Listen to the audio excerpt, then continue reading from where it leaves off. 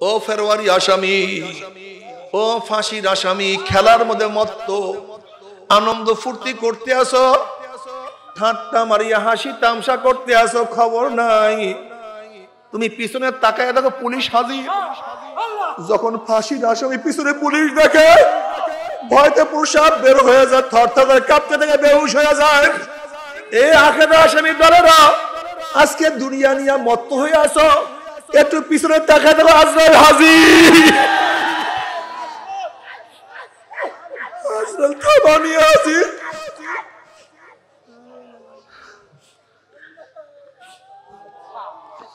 দুনিয়ার পুলিশের কাছে জজের কাছে কৈফিয়ত দেওয়া যায়, কিন্তু আজরাইলের কাছে কোনো কৈফিয়ত নাই। থাবা মারলে আর ছোটা যাবে না। সময়ের গুরুত্ব দাও, সময় চলিয়া যাইতে আছে, সময় চলিয়া যাইতে আছে। নামাজ কাজা করিও না। যদি কিয়ামতের ময়দানে আল্লাহ পাক যখন আমল নামা উল্টাইতে থাকবে, দেখবে জোহরের নামাজে লাল কালি, আসরে লাল কালি, মাগরিবে লাল কালি, এশায় লাল কালি, ফজরে লাল কালি, শনিবার লাল কালি, রবিবার লাল কালি। এই বছর লাল কালি, ওই বছর লাল কালি, কেমনে মাওলা সারা দাঁড়াবো? হিসাব নিকাশ না মিলাইয়া কেউ মাওলার কবরে যায় না।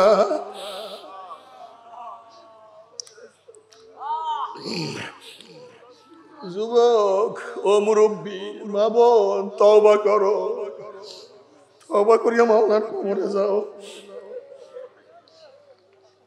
কিয়ামতের ময়দানে যখন আল্লাহর হাবিবের সামনে উঠবো, যদি তার চেহারা দাড়ি না থাকে, আমার তার চেহারা দাড়ি, আমার চেহারা দাড়ি নাই, লজ্জায় মাথা নত হয়ে যাবে। কি জবাব দেব? নবী আলাইহিস সালাতু ওয়াস সালাম বলেন, আমাকে 3 জায়গায় কিয়ামতের ময়দানে খোঁজ করিও। হাউজের কিনারে আমাকে খোঁজ করিও, মিজানের কিনারে আমাকে খোঁজ করিও, পুলসরাতের কিনারে আমাকে খোঁজ করিও। নবী আলাইহিস সালাতু ওয়াস সালাম মিজানের কাছে থাকবে আর ওজন করা শুরু হয়ে যাবে। যখন কোনো আমল আমার মাওলার বাদ দেওয়ার জন্য চেষ্টা করবে, যে এইটা আমল ঠিক হয় না, এইটাকে বাদ দেয়া দেবো, অমনি আমার নবী বলবো, মাওলাকে রাখিয়া দাও না, আমলটাকে বাদ দিও না, আমলটাকে বাদ দিও না। আমার যখন কোনো গুনাহ আমার মাওলা ওজন করা শুরু করবে, অমনি আমার নবী বলবে, মাওলাকে গুনাহটাকে ওজন করিও না, গুনাহটাকে সারিয়া দাও। ওরা নবী দেখে নাই, রাসূল দেখে নাই, সাহাবী দেখে নাই, তাবিঈন দেখে নাই, তাবিঈন দেখে নাই। গুনার মধ্যে ছিল বাজারে গুনাহ, ঘরে গুনাহ, রোডে গুনাহ, প্রতিষ্ঠানে গুনাহ। এরপরও যতটুকু আছে তোমার ইবাদতের মধ্যে মগ্ন ছিল, মাওলানা মাফ করিয়া দাও, ওদেরকে শাস্তি দিও না। আল আসর ইন্নাল ইনসানা লাফি খুসর। আল্লাহ পাক আসরের কসম কাটছেন, সময়ের কসম। আমি একেবারে সংক্ষিপ্ত কিছু কথা বলবো। আল্লাহ পাক কেন সময়ের কসম কাটলেন? সময়ের গুরুত্ব বোঝাবার জন্য। এই গোটা দুনিয়ার মানুষ সময়কে গুরুত্ব দাও, এর চেয়ে দামি কোনো জিনিস নাই। অনেক বাসের পিছনে লেখা দেখি, জীবনের চেয়ে, সময়ের চেয়ে জীবনের মূল্য অনেক বেশি। আমার তখন মনে চায় পাশে লিখার জন্য, সময়কে যদি কাজে লাগানো যায় তাহলে জীবনের মূল্য, আর যে জীবন সময়কে কাজে লাগাতে পারে না, ওই জীবনের কোনো মূল্য নেই। কি মূল্য আছে বলেন তো? কি মূল্য আছে? হাজারো মানুষ তো আমরা দেখি রাস্তাঘাটে গাঁজা সেবন করে, নেশাগ্রস্ত। ওর জীবনের মূল্যটা কি? ও তো জীবন, ও তো মানুষ, সবই তো অবয়ব আমাদের মতোই, কিন্তু ওর দাম নাই কেন? ও সময়কে কাজে লাগাতে পারে। সময়কে, সময় সবচেয়ে দামি। এই সময়কে যে কাজে লাগাতে পারে সে দামি হয়ে যায়, আর সময়কে যে কাজে লাগাতে পারে না সে ধ্বংস হয়ে যায়। দেখেন, আপনি ভালো একজন কৃষক, বীজ ভালো, জমিন ভালো, আপনি কৃষকও ভালো, কিন্তু সময় মতো চাষ করেন নাই, ফসল ভালো হবে না খারাপ হবে? কিসের গুরুত্ব না দেওয়ার কারণে? সময়ের গুরুত্ব না দেওয়ার কারণে। আপনি ভালো ছাত্র, সব পারেন, কিন্তু সময় মতো হলে যান নাই, পাস না ফেল। কিসের গুরুত্ব না দেওয়ার কারণে? যদি সময়ের আগে আম পাকেন, পাকবে না পচবে? সময়ের আগে ফসল কাটেন, নষ্ট হবে না ভালো থাকবে। সময়ের আগে বাচ্চা প্রসব হলে বাঁচবে না মরবে? সময় মতো হয়নি, সময়ের গুরুত্ব নেই। সারাদিন রোজা রাখছেন, 1 মিনিট বাকি, কয় মিনিট? 1 মিনিট আগে পানি পান করছেন, কি অবস্থা? কিসের গুরুত্ব না দেওয়ার কারণে কি হয়েছে? কাজা ও কাফারা দুইটাই ওয়াজিব। 59 রাখছেন কাফারা, একটা ভাঙছেন আবারও প্রথম থেকে, আবার 59, একটা ভাঙছেন আবারও, মাত্র 1 মিনিট সময়ের গুরুত্ব না দেওয়ার কারণে। এই নামাজ পড়বো পড়বো পড়তেছি পড়বো, হাত্তা মাজা তক্তুহা সুম্মা কাজা, সময়ের গুরুত্ব দেন নাই। জোহর চলে গেছে, ছাড়েন নাই। আসরে আদায় করছেন কিন্তু কাজা, আসর চলে গেছে, মাগরিবে কাজা করছেন, মাগরিবে পড়েন নাই, মাগরিবে পড়েন নাই, এশায় কাজা করছেন, এশায় পড়েন নাই অক্স মতো, ফজরে এই ইচ্ছা করিয়া কাজা করছেন, সময়ের গুরুত্ব দেন নাই। 1 হুব্বা জাহান্নাম। কয় হুব্বা? নামাজ কিন্তু পড়ছেন, উযু করছেন, গোসল করছেন, কিয়াম করছেন, রুকু করছেন, সাজদা করছেন, আহকাম আরকান সব ঠিক, কিন্তু সময় মতো পড়েন নাই। 1 হুব্বা জাহান্নাম। জানেন 1 হুব্বা কি? 2,88,00,000 বছর জাহান্নামে থাকতে হবে। কত কোটি? 2,88,00,000 বছর, শুধু সময়ের গুরুত্ব না দেওয়ার কারণে। ইন্নাস সালাতা কানাত আলাল মুমিনিনা কিতাবাম মাওকুতা, সময় সবচেয়ে দামি। দেখেন, যদি সময় মতো ইবাদত করেন, ইবাদত কাজে লাগবে, কলেমা কাজে লাগবে। সময় মতো কলেমা না পড়লে কোনো কাজ হবে না। সাকরাতুল মাউত চলে আসছে, আজরাইল বা আখিরাতের কোনো নমুনা দেখে ফেলাইছেন, 1000 বার কলেমা পড়েন, কোনো কাজ নেই, কারবার শেষ। সময় মতো হয় নাই, সময় মতো হয় নাই। দেখো যুবক, সময় চলিয়া যাইছে। আজকে কয় তারিখ? কি মাসে? জানুয়ারির 27 তারিখে যে মাগরিবের নামাজ চলে গেছে, কিয়ামত পর্যন্ত সিজদায় পড়ো, 27 তারিখ জানুয়ারির মাগরিবের নামাজ আর কোনোদিন আসবে না। আগামীকাল মাগরিবের নামাজ আসবে তারিখ, পরের দিন আসবে তারিখ, 27 তারিখ জানুয়ারির আবার মাগরিবের নামাজ আসবে, কিন্তু সন হয়ে যাবে 24, 23 আর থাকবে না। কি করতেছো তুমি? আল্লামা রুমি রহমাতুল্লাহ আলাইহি সময়কে মানিক মুক্তা, ডায়মন্ডের সাথে তুলনা করছেন। কিভাবে? সুলাইমান নবী আলাইহিস সালাতু ওয়াত তখতে সুলাইমানিতে ঘুরতেছেন ফিরতেছেন, বহু শূন্য, উপরে ঝাঁকে ঝাঁকে পাখি ছায়া দিচ্ছে, তখতের ছায়া এক পিছু করে পড়ছে। এক মোমেন সে বলছে সুবহানাল্লাহ, আল্লাহ পাক ইবনে দাউদকে কত সম্মানিত করেছেন, কত ইজ্জত ওয়ালা করছেন, কত দামি বানাইছেন। এই আওয়াজ সুলাইমান নবী আলাইহিস সালাতু ওয়াস সালাম কানে যাওয়ার সাথে সাথে সুলাইমান নবী আলাইহিস সালাতু বললেন, শোনো হে মুমিন, আল্লাহ পাক আমাকে যে ইজ্জত সম্মান দান করছেন, তার চেয়ে অনেক বেশি দামি তোমার সুবহানাল্লাহ। এই যে একবার সুবহানাল্লাহ পড়ছো না, এটার দাম এর চেয়েও, এই বাদশাহী বলো, তখ্ত বলো, সম্মান বলো, ইজ্জত বলো, সবচেয়ে দামি। বলে কেন? বলে দেখো, আমার যত কিছু সব আমার সাথে সম্পৃক্ত। আমি জিন্দা আছি তো আমার তখ্ত আছে, বাদশাহী আছে, আমার শান শওকত আছে, কিন্তু আমি যখন চলে যাব এগুলোর কিছু দাম নেই। কিন্তু তুমি যে সুবহানাল্লাহ পড়ছো, এর কোনো মৃত্যু নেই। মওতেও কাজে লাগবে, কবরেও কাজে লাগবে, কিয়ামতের ময়দানেও কাজে লাগবে, মিজানেও কাজে লাগবে, পুসরাতেও কাজে লাগবে, মৃত্যু নাই। وعن معاذ بن جبل رضي الله عنه قال قال رسول الله صلى الله عليه وسلم ليس يتحسر أهل الجنة إلا على ساعة مرت بهم لم يذكر الله تعالى فيها। তিরমিজির মধ্যে রওয়ায়াত আছে, জান্নাতের মধ্যে জান্নাতের আর কোনো আফসোস করবে না, শুধু ওই সময়টুকু যেন আফসোস করবে, দুনিয়ার মধ্যে যে সময়টুকু জিকির ছাড়া কাটায় দিস। আরে যদি আরেকটা আবার সুবহানাল্লাহ পড়তাম, আর একটা বার আলহামদুলিল্লাহ পড়তাম, আর একটা নেক যদি হয়ে যেত, মাত্র একটা নেক, যদি একটা নেক হইতো, তাহলে আজকে জাহান্নামে যাইতে হইতো। একটা নেক যদি হয়ে যেত, আজকে কবরে আযাব থেকে মুক্তি পেয়ে যেত। আর একটা নেক হইলে আমি আরো সে নিচে জায়গা পাইতাম।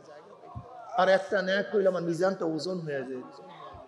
আর একটা নেক পাইল, ওয়া ইন মিনকুম ইল্লা ওয়ারিদুহা কানা আলা রাব্বিকা হাতমান মাকদিয়্যা সুম্মা নুনাজ্জিল লাযিনা ইত্তাকাও ওয়া নাযারুজ যালিমিনা ফিহা জিসিয়্যা। আর একটা নেক হইলে আমি পুলসিরাত পার দিয়ে মাওলার জান্নাতে চলে যাইতাম। সেই নেক কামাই করে সময় সুবহানাল্লাহ, আলহামদুলিল্লাহ, আল্লাহু আকবার, লা ইলাহা ইল্লাল্লাহ। কত মানি মুক্তা কামাই ফেলাইলাম না? কত মানিক, কত মুক্তা, কত স্বর্ণ, কত অলংকার, সুবহানাল্লাহ। وعن أبي هريرة رضي الله تعالى قال قال رسول الله صلى الله عليه وسلم كلمتان حبيبتان إلى الرحمن خفيفتان على اللسان ثقيلتان في الميزان سبحان الله وبحمده سبحان الله العظيم। মিজান ওজন হয়ে যাবে, ভারী হয়ে যাবে, কথা ঠিক না?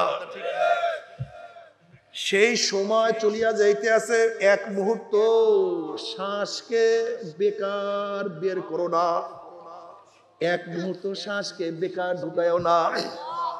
যখন শ্বাস টানো খেয়াল করো আল্লাহ, যখন শ্বাস টানো খেয়াল করো হু। বিশ্বাস হয় না? শোনো একটা কথা, শোনো। আল্লাহ পাক সুম্মা লাতুসআলুন্না ইয়াউমাইযিন আনিন নাঈম, আল্লাহ পাক সমস্ত নেয়ামত সম্পর্কে জিজ্ঞাসা করবেন না? ভাই কি কথা বলেন না কেন? সমস্ত নেয়ামত সম্পর্কে জিজ্ঞাসা করবেন না? আচ্ছা বলেন তো, মানুষের সবচেয়ে বড় নেয়ামত কি? শ্বাস। সবাই টান দেন, খেয়াল দেন, কথা শোনেন, টান দেন সবাই, বাস। এই সরেন। আরে ভাই কি আজীব মানুষ, অসভ্য কথাকার, বয়ান করতে শোনে না, কি আজীব মানুষ। বসেন, কি আজীব। আমি শ্বাস টানতাম না, আমার ঢুকছে কি? হায়াত। শ্বাস ঢোকে না, কি ঢুকছে? শ্বাস ছাড়েন, বের হয়েছে কি? এখন তো হায়াত নাই, কিন্তু খুব ভালো মতো বুঝেন, হায়াত কিন্তু ভিতরে নাই, হায়াত ঢুকছিল। হায়াত যদি আরেকবার শ্বাস না টান দেন, কথা বলে না কেন? আর একবার শ্বাস যদি টান না দেন, তা ঢুকলো কি? বের করলেন কি? তাই প্রতি মুহূর্তে নতুন হায়াত ঢুকতেছে, প্রতি সেকেন্ডে নতুন হায়াত, প্রতি সেকেন্ডে নতুন হায়াত। এখন বলেন তো, যদি কোনো ব্যক্তি আপনাকে নতুন একটা হায়াত দেয়, আপনি তাকে কি দিবেন? আমি বলেন তো, তুমি ভাবছো প্রতি মুহূর্তে শ্বাস টানো, হায়াত টানো, হায়াত। হায়াত ঢুকছে, হায়াত বের হইছে, আবার হায়াত ঢুকে, হায়াত বের হয়, হায়াত ঢুকে। আল্লাহ যদি আস্তে সিপ দিয়া দেয় এই বলছুর উপরে, যে শ্বাস বন্ধ, একটু একটু বাস এই পিনের উপরে একটু চাপ দিয়ে রাখছে, বাস, আর ঢুকবে না। তোমার বাহাদুরি, বাদশাহী মুহূর্তের মধ্যে ক্লিয়ার। মাওলা নিয়ামত বুঝেন, ওয়াইন তাউদ্দু নিয়ামাতাল্লাহি লা তুহসুহা। সব আমার মাওলা, যেদার দেখতা হো মাই তু হি তু হায় অফি আনফুসিকুম আফালা তুবসিরুন। এই গাধা, তুমি কার দিকে তাক? আমি তো তোমার মধ্যেই আছি, তুমি কেন দেখো না? এই কি আজীব।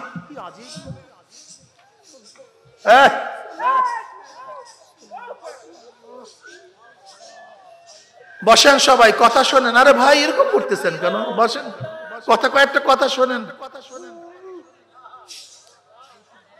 আচ্ছা বলেন তো, আপনাকে যদি কেউ নতুন হায়াত দেয়, আপনি তাকে কি দিবেন? এই শ্বাস টানার ক্ষমতা কে দিছে? তাকে কি দিছেন? আল্লাহ পাক কি বলেছেন? লাইন শাকারতুম লাযিদান্নাকুম ওয়া লাইন কাফারতুম ইন্না আযাবি লাশাদীদ। যদি নিয়ামতের শুকরিয়া আদায় করো, আল্লাহ পাক নিয়ামত বানায় দিবেন, আর নিয়ামতের শুকরিয়া আদায় করবেন না, আল্লাহ পাক কঠিন আযাব নিক্ষেপ করবেন। তার শ্বাস সবচেয়ে বড় নিয়ামত। তা প্রত্যেক শ্বাসে কমপক্ষে একবার তো জিকির হওয়া চাই, একবার আলহামদুলিল্লাহ হওয়া চাই, একবার তো সুবহানাল্লাহ হওয়া চাই কমপক্ষে, নাকি ভাই? কিন্তু কই আমাদের নিয়ামতের শুকরিয়া কই? সারাদিন খানের তালে আছে, সারাদিন চেহারা সাজাবার তালে আছে। এই চেহারা দেশে কে? এই মেধা কে দিছে?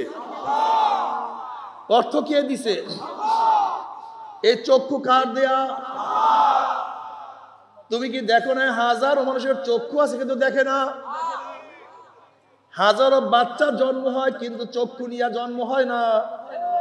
হাজারো বাচ্চার জন্ম হয় কিন্তু কথা বলতে পারে না। হাজারো বাচ্চার জন্ম হয় কিন্তু নরমাল মাথায় কোনো কাজ করে না। হাজারো বাচ্চা দুনিয়ার মধ্যে জন্ম হয়, হাত পায়ে কাজ করে না। আর কত বাচ্চা আমাদের কাছে করে কিন্তু কথা বলতে পারে না। বাবাকে বাবা বলিয়া ডাক দিতে পারে না, মাকে মা বলিয়া ডাক দিতে পারে না, বলতেও পারে না মা গো ও আমার মা আমাকে ধরো। এই কথা বলার ক্ষমতা রাখে না। এই বাক শক্তি কে দিছে? চক্ষু আমার মাওলার, নাক আমার মাওলার, কান আমার মাওলার, হাত আমার মাওলার, জবান আমার মাওলার। তুমি কি দেখো নাই বাংলাদেশ সরকারের কিছুই আমরা ভোগ করি না, কিন্তু বাংলাদেশ সরকারের হাজার হুকুম আমরা পালন করি। একটা হুকুম অমান্য করলে তোমার বিরুদ্ধে আমার বিরুদ্ধে একটা কেস হয়ে যায়। চার্জশিটের কাগজ নিয়ে পুলিশ সিআইডি ডিবি খুঁজতে আসে, খোঁজ করতে থাকে। যখনই সিআইডি ডিবির মাধ্যমে খোঁজ পায় অমুক ঘরের মধ্যে আসামি লুকানো অবস্থায় আছে, পলানো অবস্থায় আছে, ঘরের চারপাশে ব্যাট দিয়া ফেলায়। যখনই আসামি অনুভব করে পুলিশ ব্যাট দিয়া ফেলাইছে, আসামির কলিজা উল্টায়া যায়, জিব্রা শুকায়া যায়। দরজা জানালা ফাঁক করার সাথে সাথে পুলিশ বন্দুক উঁচা করে বলে খবিস এতদিন সরকারের হুকুম মানো নাই, আজকে সরকারের হুকুম দেখে অ্যারেস্ট করার জন্য আজকে আর সরকারের হুকুম না মানিয়া কোনো উপায় নাই। এবার হাতের মধ্যে হ্যান্ডকাপ লাগাইয়া জজ খানায় ঢুকাইয়া ফেলায়। টিকটিকের উপরে উঠিয়া দুই হাত জোর করিয়া আসামি যতই বলে জজ সাহেব বাংলাদেশ সরকারের কিছুই আমরা ভোগ করি না, এরপর বাংলাদেশ সরকারের হাজার হুকুম আমরা পালন করি, একটা হুকুম অমান্য করছি, আপনি আমাকে মাফ করিয়া দেন। জজ সাহেব বলে বাবা এখানে মাফের কোনো আইন নাই, একটা হুকুম অমান্য করছে, একটা হুকুম অমান্য করার শাস্তি তোমাকে ভোগ করতেই হবে। এরপরে জজ সাহেব কাউকে 30, কাউকে 40, কাউকে 100 বছর, কাউকে ফাঁসির রায় লিখিয়া দেয়। একদল জেলখানার পুলিশ হাতের মধ্যে হ্যান্ডকাপ লাগাইয়া টানতে টানতে জেলে ঢুকাইয়া দেয়, কাউকে ফাঁসিতে ঝুলাইয়া ফেলায়। যদি বাংলাদেশ সরকারের কোন হুকুম না পালন না বাংলাদেশ সরকারের কোনো কিছু ভোগ না করিয়াও বাংলাদেশ সরকার একটা হুকুম অমান্য করার কারণে জেলে থাকতে হয়, ফাঁসিতে ঝুলতে হয়, আমি প্রশ্ন আসমান কার, জমিন কার, সূর্য কার, চন্দ্র কার? আমার মাওলার আসমান, আমার মাওলার জমিন, আমার মাওলার সূর্য, আমার মাওলার চন্দ্র, আমার মাওলার গাছ, আমার মাওলার মাছ, আমার মাওলার চক্ষু, আমার মাওলার জবান, আমার মাওলার হাত, আমার মাওলার হাত, আমার মাওলার লাঞ্চ, আমার মাওলার সব নিয়ামত ভোগ করিয়া যারা আমার মাওলার হুকুম মানবা না আমার মাওলায় ও ছাড়বে না। ও ফেরওয়ারি আসামি, ও ফাঁসির আসামি, খেলার মধ্যে মত্ত আনন্দ ফুর্তি করতে আসো, ঠাট্টা মারিয়া হাসি তামসা করতে আসো, খবর নাই তুমি পিছনে তাকায় দেখো পুলিশ হাজির। যখন ফাঁসির আসামি পিছনে পুলিশ দেখে ভয়তে প্রসাব বের হয়ে যায়, থরথর করে কাঁপতে থেকে বেহুশ হয়ে যায়। এই আখের আসামি দলেরা আজকে দুনিয়া নিয়ে মত্ত হয়ে আসো, একটু পিছনে তাকায় দেখো আজরাইল হাজির, আজরাইল থাবা নিয়ে হাজির।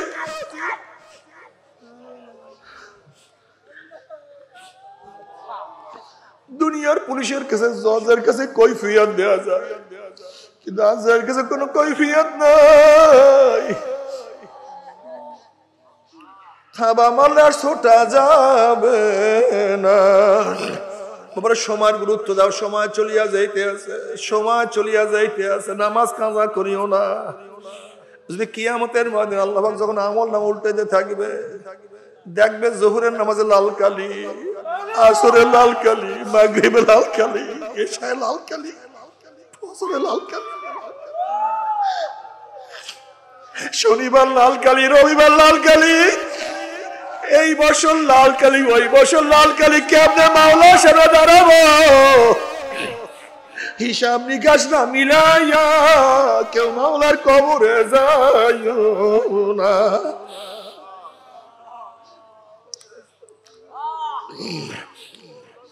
যুবক ও মুরব্বী মা বোন, তওবা করো, তওবা করিয়া মাওলার কবরে যাও।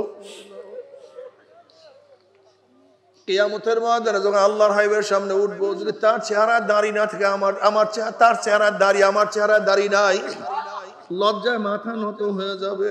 কি জবাব দেব? নবী আলাইহিস সালাতু ওয়াস সালাম বলেন, আমাকে 3 জায়গায় কিয়ামতের ময়দানে খোঁজ করিও।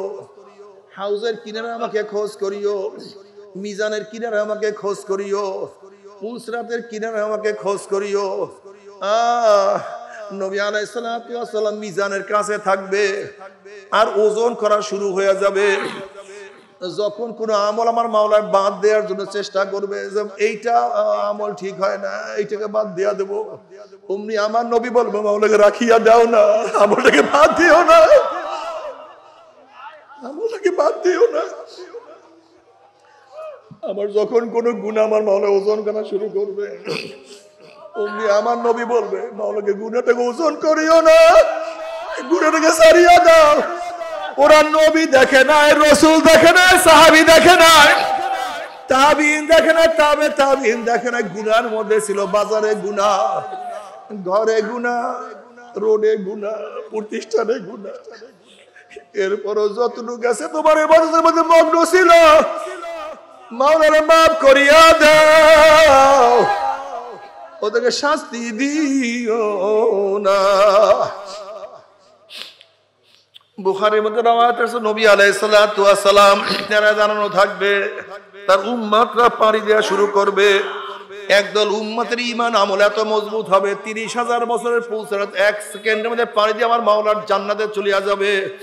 কেউ বাতাসের গতিতে পুলসরাত পাড়ি দিয়ে মাওলার জান্নাতে চলিয়া যাবে, কেউ ঘোড়ার গতিতে পুলসরাত পাড়ি দিয়ে মাওলার জান্নাতে চলিয়া যাবে, কেউ দৌড়াইয়া দৌড়াইয়া, কেউ হাঁটিয়া হাঁটিয়া পুলসরাত পাড়ি দিয়ে মাওলার জান্নাতে চলে। আল্লাহ কবুল করিয়া নাও।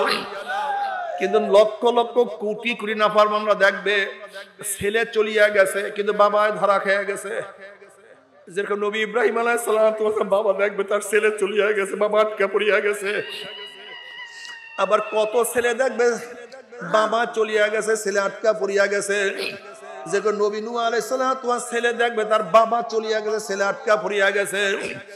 কত স্বামী দেবী স্ত্রী চলিয়া গেছে, স্বামী ধরা খেয়ে গেছে। যেরকম আসিয়া আলাইহিস সালাতু ওয়াস স্বামী ফিরাউন দেখবে স্ত্রী চলিয়া গেছে, স্বামী ধরা খেয়ে গেছে। আবার কত স্বামী দেখবে, কত স্ত্রী দেখবে স্বামী চলিয়া গেছে, স্ত্রী ধরা খেয়ে গেছে। যেরকম লূত আলাইহিস সালাতু ওয়াস স্ত্রী দেখবে তার স্বামী নবী লূত তো চলিয়া গেছে, স্ত্রী আটকা পড়িয়া গেছে। কত গোলাম দেখবে মালিক চলিয়া গেছে, গোলাম আটকা পড়িয়া গেছে। আবার কত মালিক দেখবে গোলাম চলিয়া গেছে, মালিক আটকা পড়িয়া গেছে। কত উস্তাদ দেখবে ছাত্র চলিয়া গেছে, উস্তাদ ধরা খেয়ে গেছে। আবার কত ছাত্র দেখবে উস্তাদ চলিয়া গেছে, ছাত্র আটকা পড়িয়া গেছে। কত মুরিদ দেখবে পীর আটকা পড়ছে, মুরিদ চলিয়া গেছে।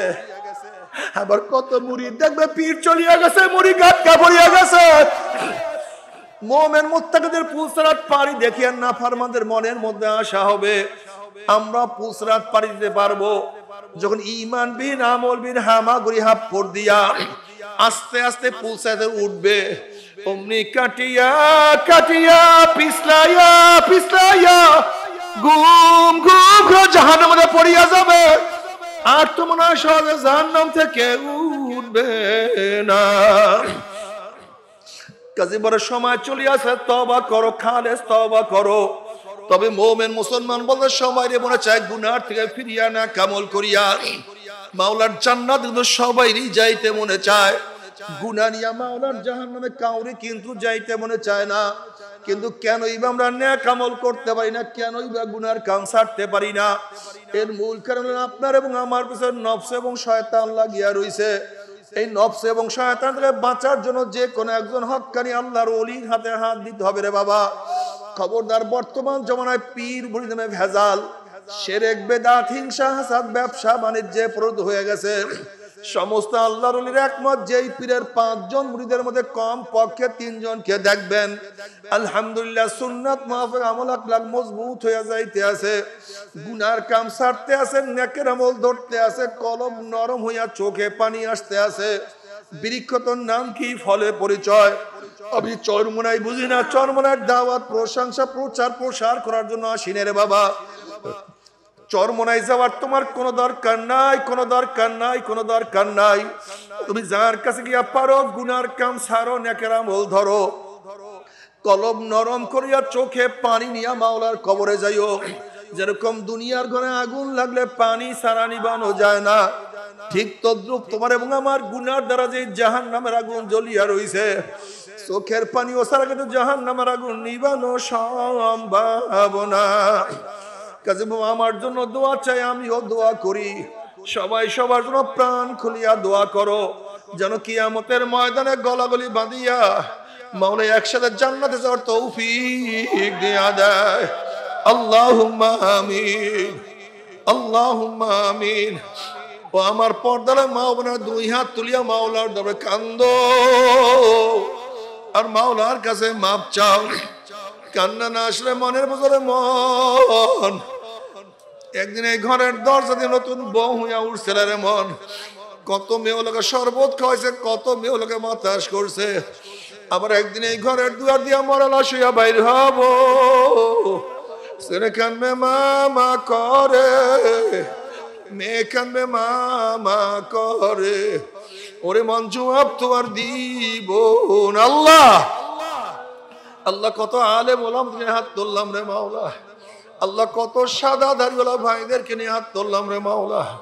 আল্লাহ কত বেগুনের না বলে তালবি আলিম ভাইদেরকে নিয়ে হাত তুললাম রে মাওলা। আল্লাহ কত জাকিরিন শাকিরিন তোমার খাস খাস বান্দাদেরকে নিয়ে হাত তুললাম রে মাওলা।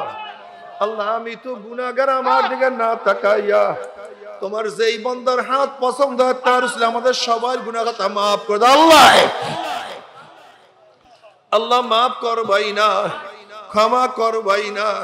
তাহলে তোমার বান্দারা এখানে কেন আসছে, কি পাওয়ার জন্য আসছে, কি চাওয়ার জন্য আসছে?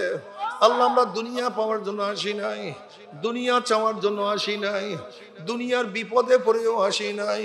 কেউ নামাজ কাজা করিয়া ফেলাইছি, কেউ রোজা ছাড়িয়া দিছি, কেউ বিপদ অপকর্মের মধ্যে লিপ্ত হয়ে গেছি, কেউ হারাম কবিরা গুনাহ করিয়া ফেলাইছি। আল্লাহ আমরা জাহান্নামের কাজ করিয়া ফেলাইছি। আল্লাহ জাহান্নামের খাতার থেকে আমাদের নামটা কাটিয়া দাও। আল্লাহ আল্লাহ জাহান্নামের খাতার থেকে আমাদের নামটা কাটিয়া দাও, জান্নাতুল ফেরদাউসের মধ্যে আমাদের নামটা উঠাইয়া নাও। আল্লাহ আমরা যারা হাত তুললাম জানি না কার মা নাই, বাবা নাই, স্ত্রী নাই, স্বামী নাই, সন্তান নাই, দাদা নাই, দাদু নাই, নানা নাই, নানু নাই। আল্লাহ যত মুমিন মুমিনাত মুজাহিদরা কবরে শুয়ে রইছে, সবার কবরে আযাবকে maaf করে দাও। ইয়া আল্লাহ খাস করে আমাদের শায়েখ ও মুর্শিদের কবরকে জান্নাতের বাগিচা বানায় দাও। মা দাদা সহ तमाम দুনিয়ার মাশায়েখদের মাকামকে জান্নাতের মধ্যে বুলন্দ করে দাও। আমাদের আহলে আওলাদ তোমার খাস গোলাম বান্দিকে কবুল করে নাও। রব্বানা হাব লানা মিন আজওয়াজিনা ওয়া যুররিয়াতিনা কুররাতা আইনুন ওয়াজআলনা লিল মুত্তাকিনা ইমামা। রব্বিরহামহুমা কামা রব্বায়ানি সগীরা। ওয়া সাল্লাল্লাহু তাআলা আলা খায়রি খালকি মুহাম্মাদ ওয়া আলিহি وأصحابه وأزواجه وأتباعه أجمعين ارحمنا معهم برحمتك يا أرحم الراحمين। ঢাকা মাহফিল সুস্থ সমাজ গড়ার বিপ্লবী চেতনায়।